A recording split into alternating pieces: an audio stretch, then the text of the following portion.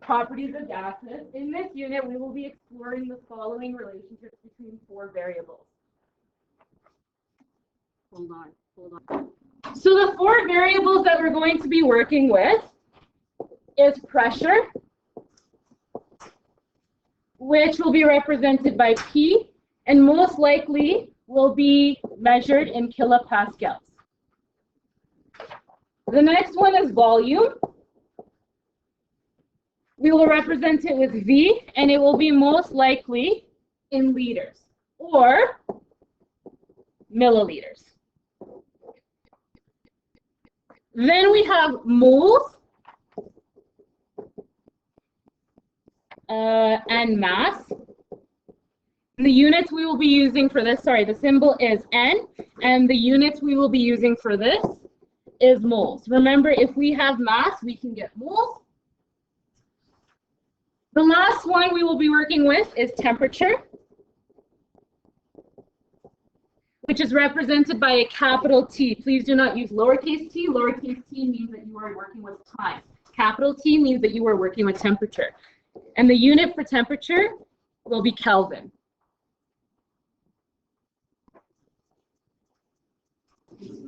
Okay, there are a couple of properties of gases. First of all, gases take the shape of the container they're in. So they fill the container, and they do not have their own shape or volume. So they take on the shape or volume of the container or room. So we're in this classroom right now. The air is taking up the space of the classroom. Gases are highly compressible.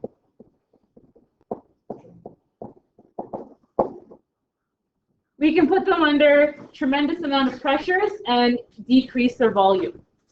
Gases are in constant motion. The particles of gases are always moving.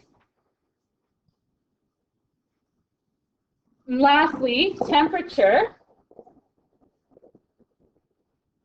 affects either the volume,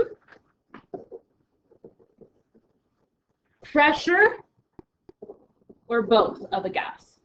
So we'll see what temperature can do to the volume, pressure, or both of those variables. Okay, so a couple definitions going forward. Pressure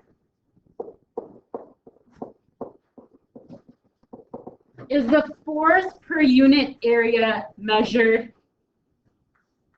in kilopascals.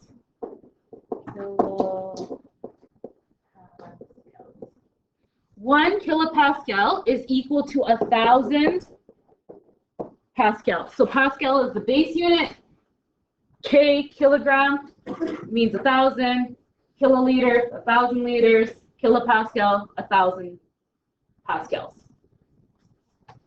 So there's a couple types of pressures. The first one is atmospheric pressure.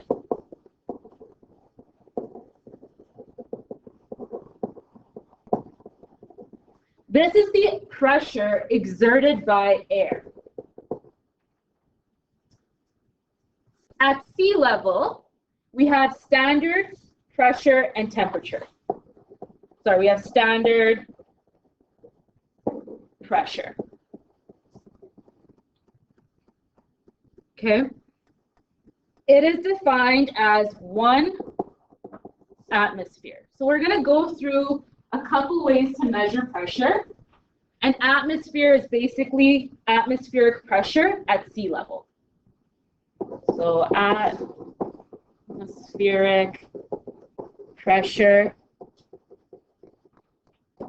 at sea level.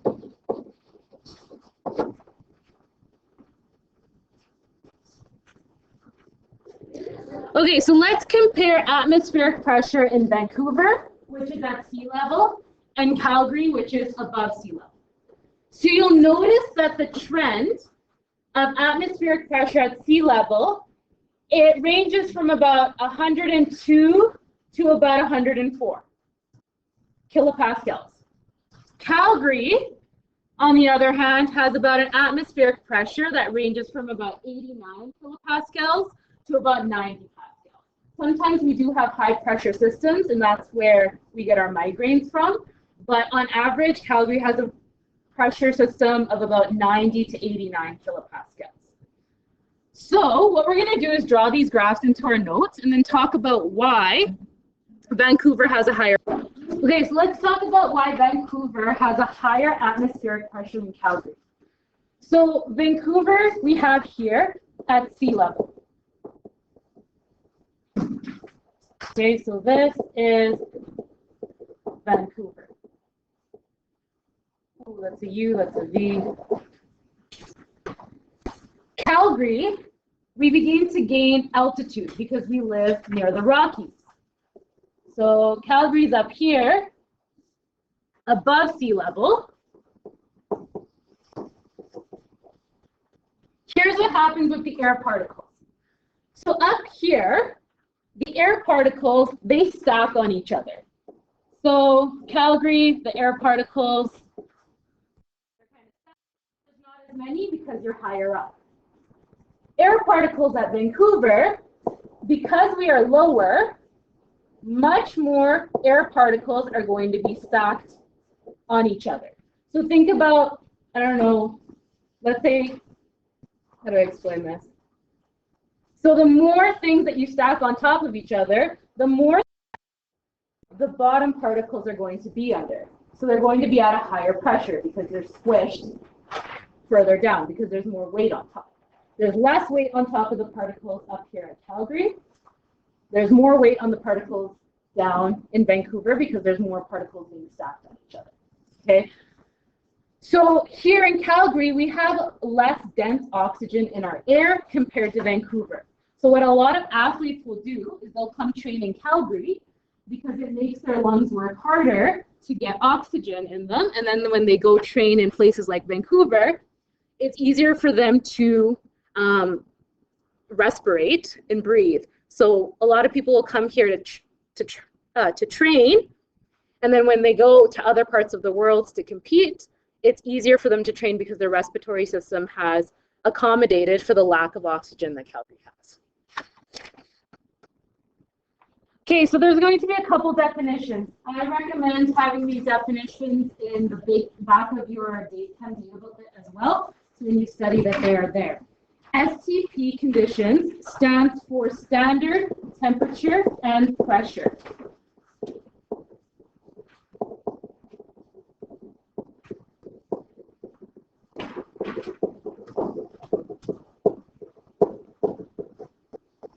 The conditions for standard temperature and pressure happens at 273.15 Kelvin, which is 0 degrees Celsius, and 101.325 kilopascals, which is equivalent to 1 atmosphere, standard pressure.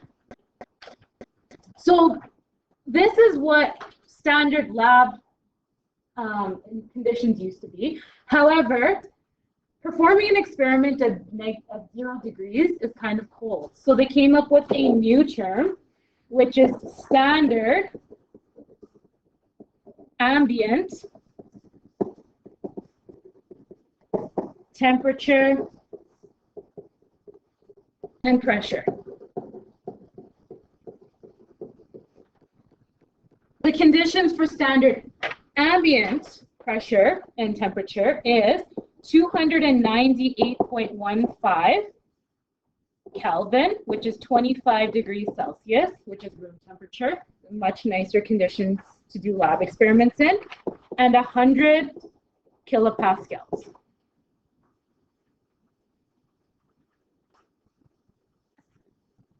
We're now going to move into unit analysis. So for this unit analysis is going to be a major skill that you will need.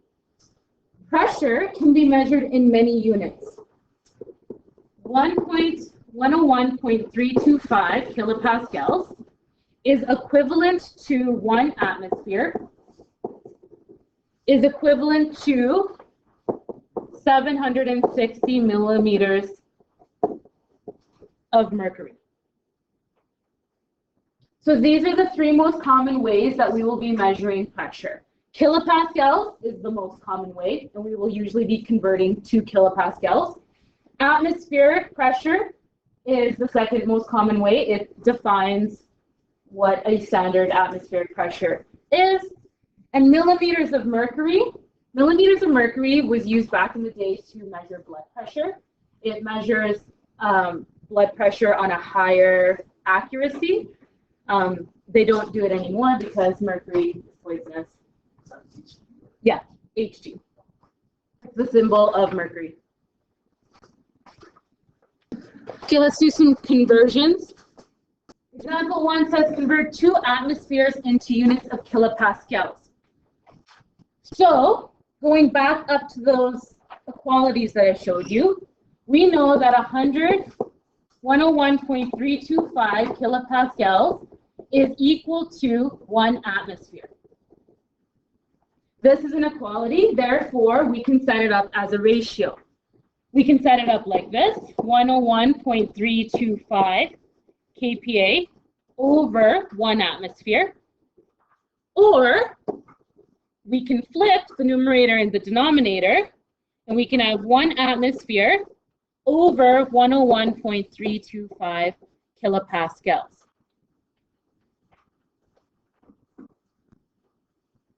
If you can see that, you don't need to do this step, but I do want you to understand that this equality can be represented as 2 different types of ratios.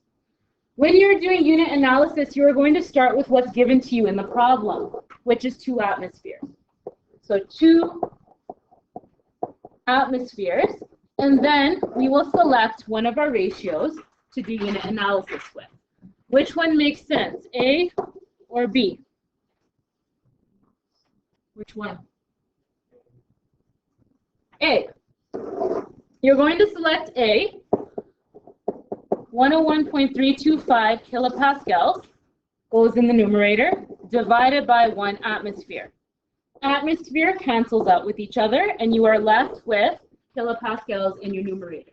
The unit that you are looking for needs to be in the Once you plug that into your calculator, you should get 203 kilopascals. Remember, the amount of significant digits that you are given in the problem, that is the amount of significant digits you will round to at the end. So you will get 203.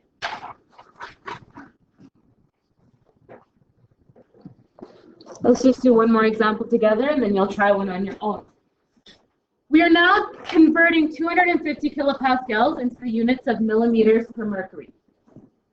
So we know that 101.325 kPa is equal to how many millimeters of mercury? 760.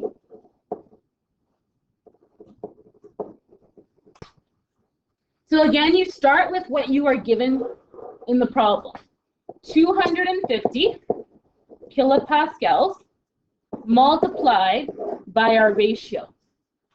Which do we want to divide by? The millimeters of mercury or the kilopascals? Kilopascals. So we divide by 101.325 kilopascals and multiply by 760 millimeters per mercury. In your calculator, you are going 250 multiplied by 760 and dividing by 101.325, oh, no units, to give you your answer. Remember, when something is in the denominator, you are going to divide. Plug that in and see what you get. The tire has a pressure of 873 millimeters per mercury, but the pressure gauge measures in atmospheres. What will the reading be? Okay, see that most of us are done. The answer you should get is 1.15 atmospheres.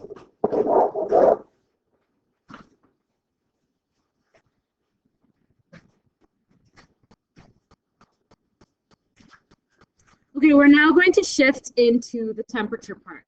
We're going to take a look at what absolute zero means. Temperature measures the motion of particles. So let's start off with a hotter temperature. So at a hotter temperature, particles have more motion.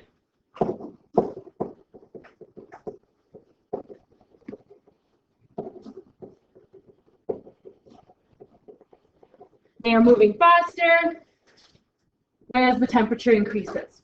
As we begin to cool down a gas, temperature decreases, which is because of less particle motion. So colder temperatures, particles have less movement.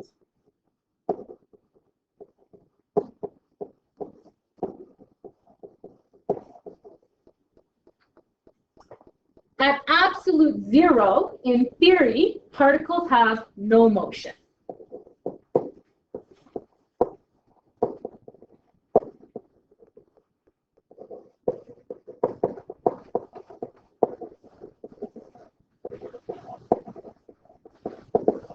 So we haven't been able to do this. We haven't been able to completely stop a particle, but we've gotten pretty close. Absolute zero happens at 0 Kelvin.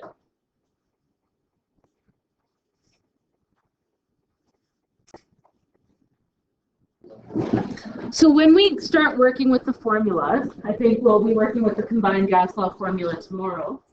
You cannot put degrees Celsius into any of the formulas that we are using. Temperature must always be converted to Kelvin. So we need to make sure that our temperature is always converted to Kelvin. To get Kelvin, here's what you need to do. Kelvin is equal to our temperature in degrees Celsius plus 273.15. It's a very specific number. You cannot just do 273, you need to do 273.15. Another thing for you guys to memorize. To go back to degrees Celsius, you're going to take your Kelvin and you're going to subtract 273.15. So you need to be able to be comfortable with going back and forth. So if we're looking at the diagram here, we'll notice that water boils at 100 degrees Celsius, which is 373 degrees Kelvin. Water freezes at 0, which means it freezes at 273 degrees Kelvin. And an absolute zero happens at negative 273 degrees Celsius, which is 0 Kelvin. Okay, so let's do some examples of working that back and forward. So here we have 294.25 Kelvin. We need to convert that into degrees Celsius. So I need to subtract. So I subtract 273.15. That's going to give me 21.1 degrees Celsius. Okay, and then we need to be comfortable going the other way. So I have 90 degrees Celsius. I need to convert it into Kelvin. I am now going to add 273.15. So 90 plus 273.15 will give me a Kelvin temperature of 363.15. Most likely when you are doing a Kelvin conversion, it will be an intermediate step. So please do not round. Keep all of your significant digits until we are at the end of the problem. The Kelvin scale experiences the same change as the Celsius scale. So I'll explain what that means. So the Kelvin scale experiences the same change as the Celsius scale. Therefore, if there is a change of 1 on the Kelvin scale, that equals to a change of 1 on the Celsius scale.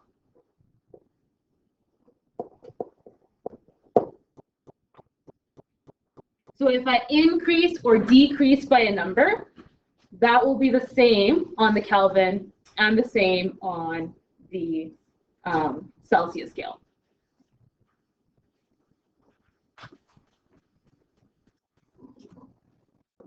So for example, if we're comparing this number line here, so up top we have the Kelvin scale and below we have the Celsius scale. So 302 Kelvin is equivalent to 29 degrees Celsius. 32 degrees Celsius is equivalent to 305 Kelvin. To get to 29 to 32, how much did I increase my temperature by? How many degrees? 3. 1, 2, 3. So I increased it by 3 degrees.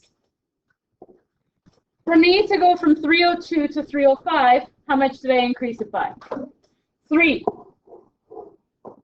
plus 3 Kelvin. Okay, if I wanted to go backwards from 305 to 302, that would be minus 3 Kelvin. Go from 32 to 29, that would be minus 3 degrees Celsius. Okay, so to go from 302 to 305, there is an increase of 3 on the Kelvin scale.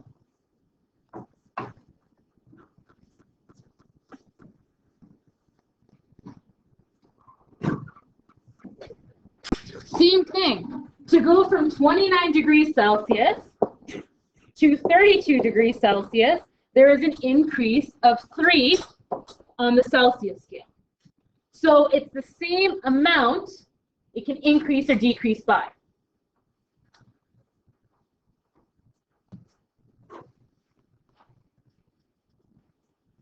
So therefore, if a temperature increases by X amount, X meaning any number, on the Celsius scale, then it will also increase by an X amount on the Kelvin scale.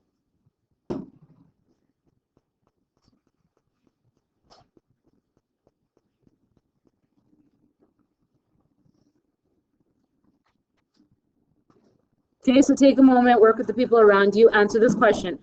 What if temperature decreases by 20 on the Kelvin scale? What will happen on the Celsius scale? Okay, so what happens if temperature decreases by 20 on the Kelvin scale? What happens on the Celsius? Also going to decrease by 20. Okay, underneath that, add this question to your workbook. 3 degrees Celsius is multiplied by 3 on the Celsius scale. Does the same thing happen on the Kelvin scale? Explain your answer. So I'll give you 5 minutes to work on this, and then we'll take it up once you guys have chatted for a bit.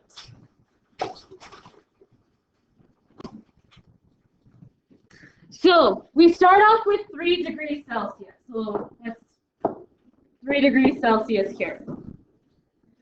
And then we multiply it by a factor of 3. So how many degrees Celsius do I have now? 9. Okay, what is 3 degrees Celsius in Kelvin? 276.15. What about 9? 282.15 Kelvin. So from here to here, what was the increase? Plus 6. From here to here, what was the increase?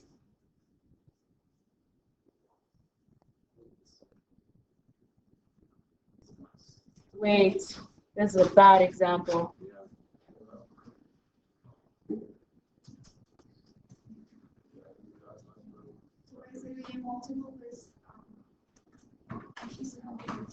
Wait. Okay, so we multiplied by a factor of 3 here. Does this multiply by a factor of 3? No. Okay, so does not.